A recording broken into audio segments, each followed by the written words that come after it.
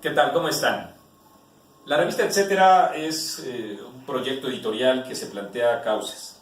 La principal, por supuesto, es la del ejercicio del periodismo. No hay ninguna causa que pueda distorsionar los parámetros éticos y profesionales que guían nuestro trabajo. Junto con esa definición clave, hemos planteado una tarea adicional. Ustedes fueron testigos de las coberturas que hicimos en relación con los sismos del 7 de septiembre y el 19 del mismo mes pasados, y la serie de réplicas, el retrato amorfo, difuso, impactante, estremecedor de una sociedad confundida así por un sismo que estremeció las paredes de la Ciudad de México y de distintas regiones del país. Por eso, Etcétera, es la publicación, es el medio de comunicación de la reconstrucción de la ciudad, de la necesidad de un esfuerzo colectivo que implique asumir a nuestra ciudad, hacer nuestra la ciudad, con toda su vasta complejidad y heterogeneidad, con el reconocimiento de su población distinta, de sus suelos distintos, de su infraestructura igualmente diferenciada y de sus necesidades que también la convierten en un amasijo complejo para asirnos de nuestra propia ciudad y hablar de ella en plural imposible. No es lo mismo, en efecto, las situaciones difíciles que viven las zonas menos socorridas de nuestra propia ciudad que las que han contado con una enorme infraestructura. Las réplicas del sismo siguen, y estas implican problemas enormes, inagotables.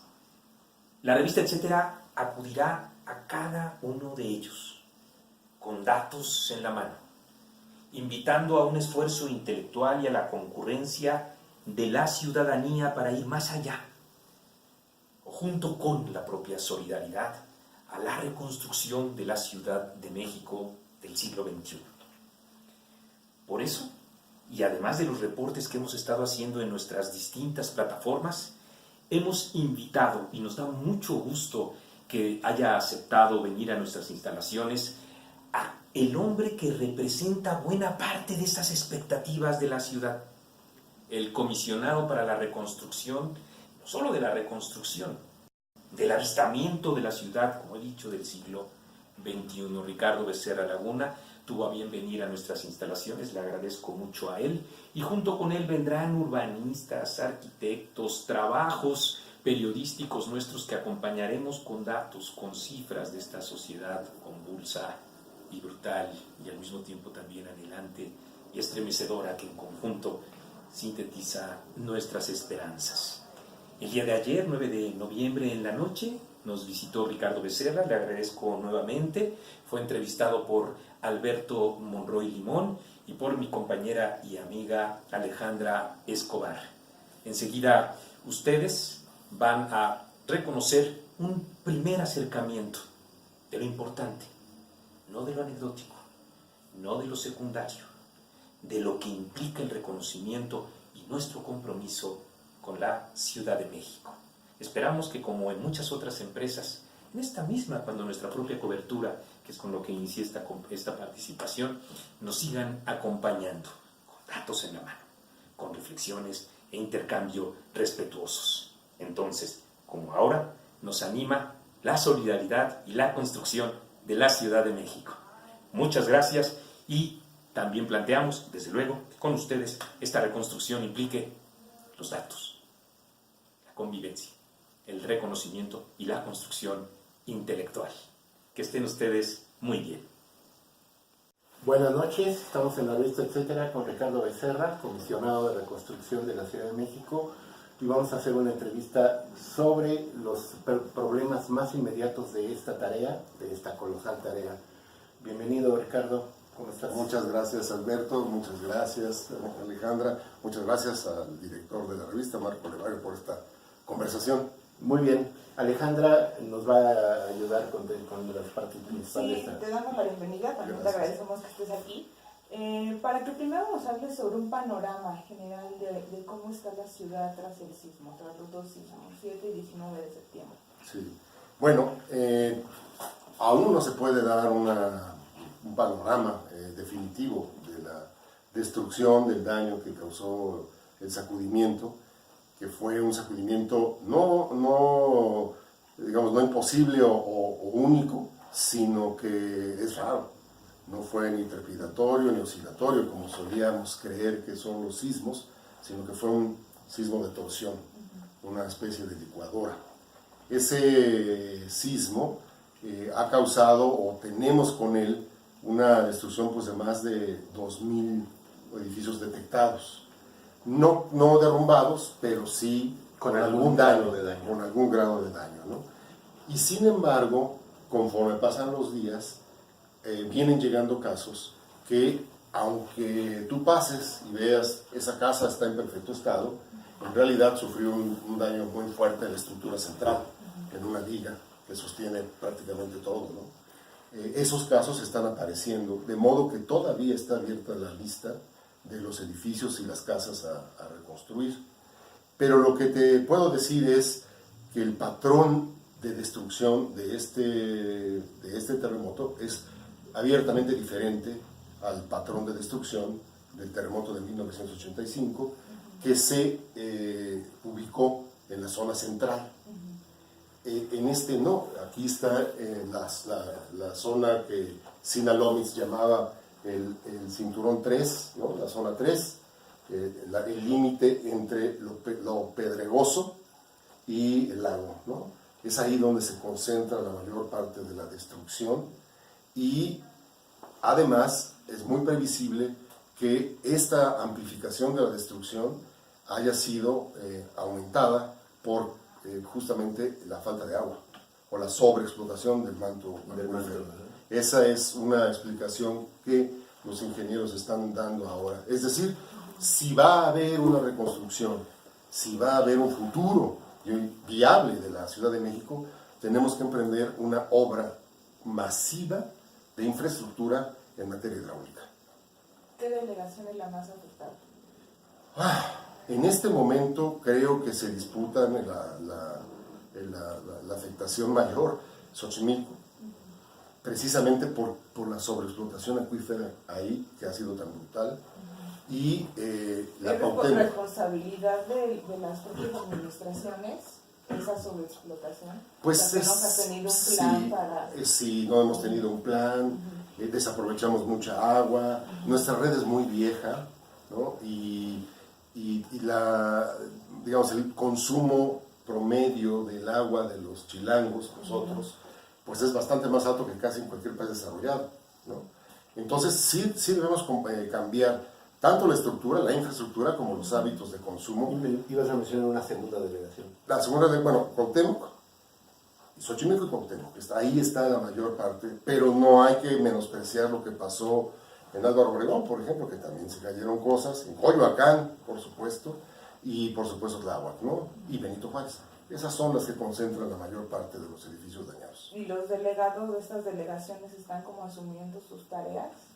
De manera diferente, ¿no? Hay quien sí está toda la responsabilidad completamente implicada, ¿no? O el gobierno de la Ciudad de México o el gobierno... Yo creo que debemos reconocer, Alejandra, la verdad, que hay una debilidad institucional en nuestras delegaciones. Ese es un tema que debemos asumir y al que debemos ayudar, ¿no?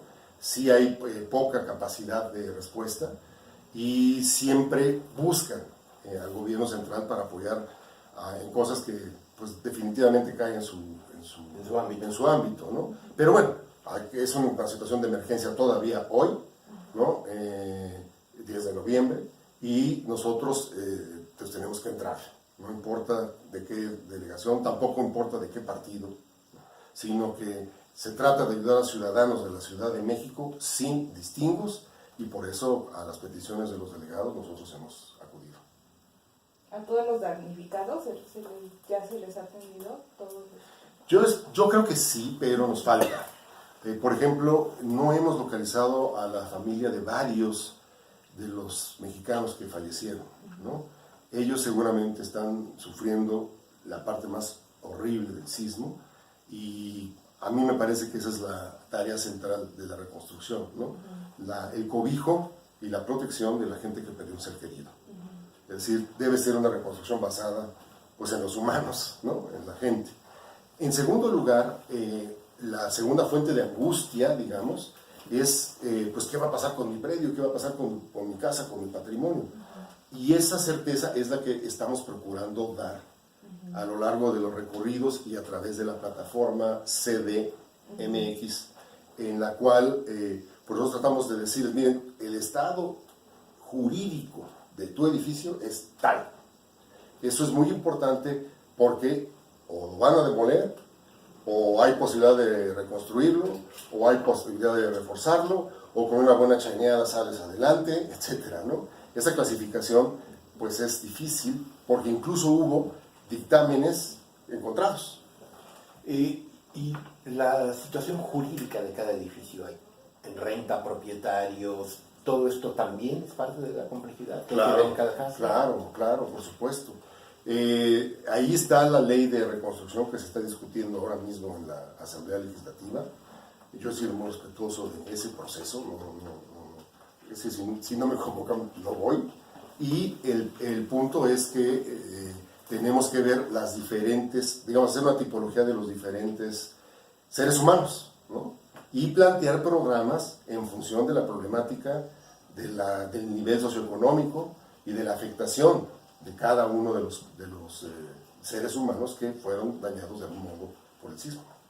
Todos los costos, ¿quiénes lo van a cubrir? Bueno, en este momento estamos ofreciendo desde el punto de vista ya de la reconstrucción y digamos, o en ese ámbito de intersección entre emergencia y reconstrucción, tres cosas sustancialmente en este momento en acto. Uno, dar la certeza jurídica lo más pronto posible a los edificios de mayor densidad y que ya causaron la mayor habitabilidad social, ¿no?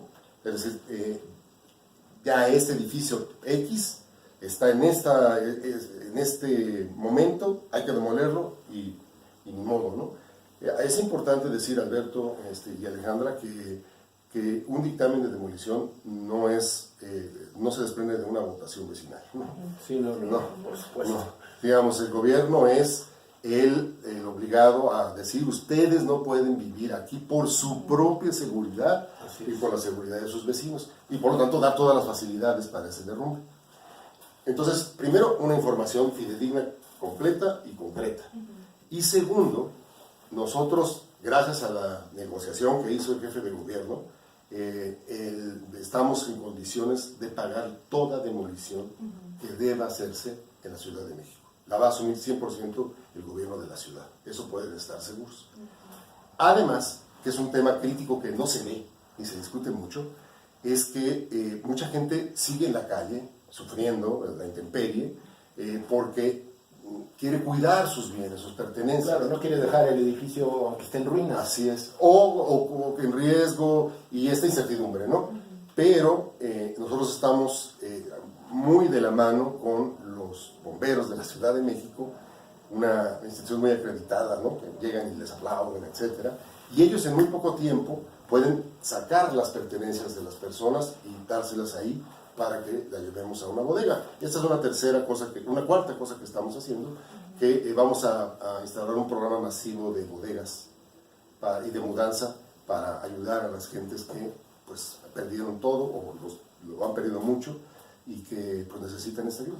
Claro. Ahora las responsabilidades, porque pues es gente que lo perdió todo, ¿no? Nos comentas de que ahorita hay riesgo de que otros edificios, otras casas que estén mediamente dañadas, que puedan caerse, ¿no? ¿Quiénes son los responsables? O sea, ¿cómo se está actuando contra los responsables? ¿Es responsabilidad del gobierno, de las autoridades que no atendieron desde un inicio lo que se tenía que atender, de otras constructoras? Hay 14 juicios en curso. Hay 14 juicios en curso detectados porque, pues, a ojos vistas o incluso con estudios más serios, se ve que no utilizaron o no respetaron el reglamento de construcción, arriesgando la seguridad de los inquilinos, ¿no? Aquí el problema que tenemos es pues, los famosos fantasmas, es decir, asociaciones que se concretan, personas morales que se unen y que se crean para construir un edificio.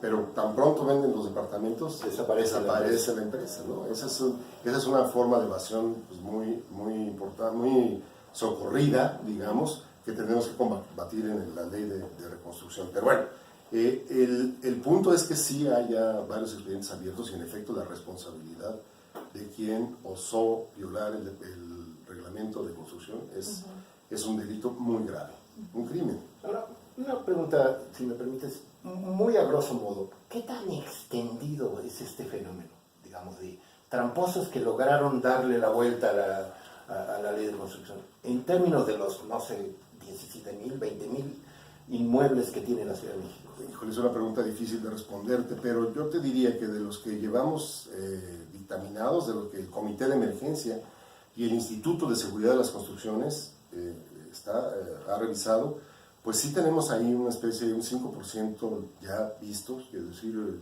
te hablo de 20 y tantos, que sí merecen una investigación, ¿no? De hecho, de ese dictamen se han desprendido las investigaciones de la Procuraduría. Y claro, siempre donde hubo un muerto, ¿no? Eso está chaleco. Okay. El 26 de noviembre presentas el programa de reconstrucción. ¿Qué nos puedes adelantar? Muchas cosas, pero sería muy extenso. Yo creo que tres novedades importantes.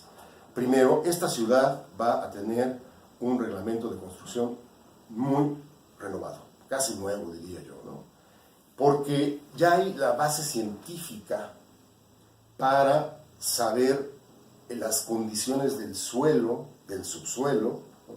Que incluso de los vientos, etcétera, que podrían determinar las reglas a construir, por ejemplo, unas en el Pedregal, otras en Agrícola Oriental. Un set de reglas diferentes dependiendo del subsuelo. Exactamente. Del suelo. No hay tal Ciudad de México, sino subsistemas en la ciudad que se mueven conforme con la economía, conforme a la cercanía de otros estados, conforme a la movilidad demográfica, pero también conforme al suelo, el tipo de suelo y su profundidad, ¿no? Es clarísimo, Xochimilco tiene un tipo de problemas muy diferentes a los que tiene Coyoacán, por ejemplo. Eso es una novedad muy importante porque vamos a alcanzar estándares de seguridad tan altos como, por ejemplo, la ciudad de Los Ángeles. Luego, y van a ser obligatorios, a chaleco. Luego, la segunda parte también es una novedad, es entender la protección civil como algo más que evacuar gente, ¿no? En nuestro caso, la protección civil se ha enfocado mucho a las tareas de evacuación. A la organización. Incluso los simulacros, etc. Así es. Pero no, por ejemplo, qué tiene que hacer después de que los vecinos están evacuados, los propios evacuados y los que los evacuaron, ¿no? ¿Qué tiene que hacer el vecino de la calle de junto? ¿Dónde va a estar la maquinaria disponible en cada punto, ¿no? ¿Quién es el jefe de zona que va a coordinar los trabajos en cada uno de los puntos posibles? ¿Qué va a hacer el gobierno en caso de sismo? ¿Y qué va a hacer la sociedad en caso de sismo? Tienen que estar plasmados en protocolos mucho más exigentes, ¿no? Como en Estados Unidos o como en Japón. Bueno, en Estados Unidos están ya un poquito más allá de todo, porque tienen protocolos hasta para el caso de una invasión extraterrestre. De veras. Claro. Sí la tienen. Nosotros, pues, como no somos un país guerrero, pues no tenemos esa disciplina, pero creo que este temblor nos ha enseñado que debemos tener protocolos muy amplios y entrenamientos muy amplios para hacerlo. Por ejemplo, les adelanto una idea que ha flotado en el comité, con los subcomisionados, con nuestros subcomisionados, es realizar una APP de voluntarios que año tras año se renueve en todas las colonias de la ciudad, de voluntarios que tengan su casco, que tengan su chaleco, que tengan Digamos su como la identificación. brigada que cada edificio público tiene ahora, Sí. pero a nivel de Ajá, colonias. de colonia y quizás de medias colonias, ¿no? Okay. Eso sí, para que sea identificado. Uno de los problemas que vimos durante el rescate es que hay muchos jefes, ¿no? Muchos, y gente que de muy buena gana ayudaba, pero estaba hasta arriba con chanclas, ¿no? Y short, se estaba exponiendo ella misma. Y bueno, esos protocolos tienen que estar bien definidos y los vamos a poner el día 26. Y finalmente, la otra cosa importante es elaborar un menú amplio de opciones para la gente, para recuperar su vivienda, para recuperarse ella misma, ¿no? Es decir, desde los más pobres en Tláhuac, en Xochimilco, ellos van a requerir un cierto tipo de asistencia en su vivienda, y otros van a poder financiar un tipo de desarrollo pues más sofisticado y más ligado a la banca, ¿no? Es decir, no creo que la reconstrucción de la Ciudad de México, ninguna reconstrucción en el mundo, ha sido con un programa único. Una formulita. ¿no? Una formulita, sino que tenemos un amplio menú viable, claro, eso sí, bien estudiado actuarialmente, para que podamos ofrecerle pues muchas opciones, ¿no? A los damnificados de la ciudad. Okay. Esto es más o menos el orden del programa de reconstrucción. ¿Ya hay un presupuesto establecido para el programa?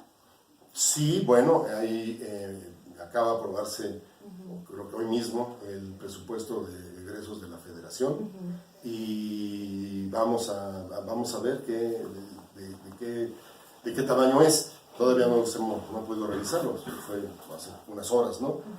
Pero lo que sí es muy importante, y esta es una idea que ha insistido Mauricio Merino, es que el fondo sea único, no solamente porque está en un solo fideicomiso, sino que es único porque está determinado por un solo criterio o un solo plan jerarquizado, ¿no? Porque si hay el fondo de Chonita, y el fondo de acá, y el fondo de allá, y entonces puedes hacer pues muchas cosas en la ciudad, pero con desorden, sin un concierto, ¿no? Claro. Y sin atacar estratégicamente lo más importante. De hecho, ahora que lo mencionas, ha sido una idea que ha recurrido en la sociedad con cierto interés, por otras razones también igualmente válidas, Claro, control y honestidad. Claro. Pero la idea de que todos los fondos o todas las fuentes estén en un solo lugar, abierto, transparente y con fines organizados en un solo sentido.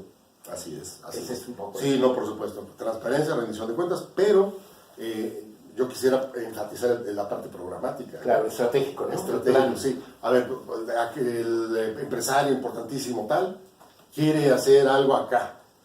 Pues si la Comisión de Reconstrucción dice, no, lo mero importante es, por ejemplo, el rescate de las escuelas o la redensificación de las escuelas, ¿no? Pues eso es un... Es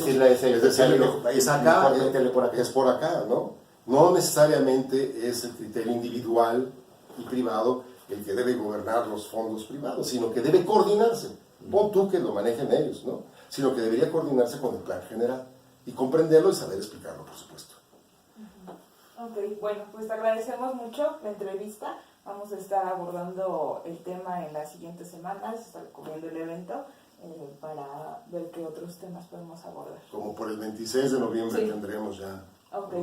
una idea muy clara, de qué, bueno, más concreta de qué hacer en los siguientes años para la ciudad del siglo XXI. Perfecto. No para la ciudad de los próximos 5 años, Sí. sino del siglo XXI, sobre todo en materia hidráulica. Le agradecemos a Ricardo Becerra este Gracias. tiempo y les agradecemos a ustedes su atención. No, muchas gracias.